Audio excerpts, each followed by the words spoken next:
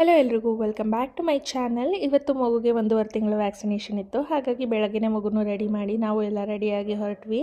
ಇನ್ನು ಲೇಖನನ ನನ್ನ husband vaccination centre ಹತ್ರನೇ ಡ್ರಾಪ್ ಮಾಡಿದ್ರು. ಸೊ ವ್ಯಾಕ್ಸಿನ್ ಎಲ್ಲ ಮುಗಿಸ್ಕೊಂಡು ಲೇಖನೂ ಕರ್ಕೊಂಡು ಒಟ್ಟಿಗೆ ಮನೆಗೆ ಹೋಗ್ಬೋದು ಅಂತ.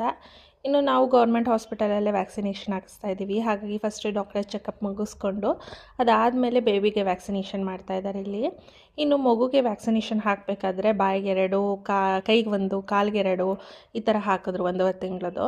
ಸೊ ಮೊದಲೇ ಹೇಳಿದರು ಕಾಲಿಗೆ ತುಂಬ ನೋವು ಬರುತ್ತೆ ಅಂತ ಅಂದ್ಬಿಟ್ಟು ಯಾವುದೇ ಥರ ಐಸ್ ಕ್ಯೂಬ್ಸ್ ಆಗಲಿ ಬಿಸಿ ಶಾಖ ಇಡೋದಾಗಲಿ ಇದ್ಯಾವುದು ಮಾಡಬಾರ್ದು ಅಂದರು. ಸುಮ್ಮನೆ ಈ ಥರ ಒದ್ದೆ ಬಟ್ಟೆ ಸುತ್ತಿದ್ರೆ ಅವ್ರಿಗೆ ರಿಲ್ಯಾಕ್ಸ್ ಆಗುತ್ತೆ, ಆಮೇಲೆ ಪೇಯ್ನ್ ರಿಲೀಫ್ ಆಗುತ್ತೆ ಅಂತ ಅಂದಿದ್ರು. ಹಾಗಾಗಿ ಮಗುಗೆ ಇಲ್ಲಿ 2 ಕಾಲಿಗೂ ಇಂಜೆಕ್ಷನ್ ಹಾಕಿದರು. ಕಾಲು ಆಡಿಸ್ದಾಗೆಲ್ಲ ಮಗುಗೆ ತುಂಬ ನೋವ್ತಿತ್ತು, ತುಂಬಾ ಅಳ್ತಿತ್ತು. ಹಾಗಾಗಿ ನಾನು ಫಸ್ಟ್ ಬಂದಿದ್ದ ತಕ್ಷಣ ಈ ರೀತಿ ಒದ್ದೆ ಬಟ್ಟೆ ಸುತ್ತಬಿಟ್ವಿ ನಾವು ಕೂಡ. ಸೊ ಅದಕ್ಕೆ ರಿಲ್ಯಾಕ್ಸ್ ಫೀಲ್ ಆಯಿತು. ಇನ್ನು ತುಂಬ ಅಳಬೇಕಾದ್ರೆ ಸಮಾಧಾನ ಮಾಡಿ ಕಾಲೆಲ್ಲ ಆಡಿಸ್ತೀರ ನೋಡ್ಕೊಂಡ್ವಿ. ಇನ್ನು ಜ್ವರ ಬಂದೇ ಬರುತ್ತೆ ಅಂತ ಹೇಳಿದರು. ಹಾಗಾಗಿ ಪ್ಯಾರಾಸೆಟಮಾಲ್ ಹಾಕಿ ಅಂದಿದ್ರು. ನಾನಿಲ್ಲಿ ಡೋಲೋ ಡ್ರಾಪ್ಸ್ ತೊಗೊಂಡೆ. ಸೊ 0.4 ml 6 ಅವರ್ಲಿ ಒಂದು ಸಾಕಕ್ಕೆ ಹೇಳಿದರು. ಸೊ ಅವ್ರು ಯಾವ ರೀತಿ ಗೈಡ್ ಮಾಡಿದ್ರು ಅದೇ ರೀತಿ ನಾವು ಹಾಕ್ಕೊತ ಬಂದಿದ್ವಿ. ಇನ್ನು ಇದೆಲ್ಲ ಲೇಖನ ಟೈಮಲ್ಲಿ ನನಗೆ ಗೊತ್ತಿದ್ದರಿಂದ ನಾನು ಏನು ಅಷ್ಟು ಪ್ಯಾನಿಕ್ ಆಗಿರಲಿಲ್ಲ. ಹಾಗಾಗಿ ಆರಾಮಾಗಿ ಇದನ್ನೆಲ್ಲ ನಿಭಾಯಿಸಿದೆ. ಇನ್ನು ನನ್ನ ಮಗಳು ಕೂಡ ಸ್ವಲ್ಪ ಆರಾಮಾಗೇ ಇದ್ಲು ಅಂತಲೇ ಹೇಳ್ಬೋದು.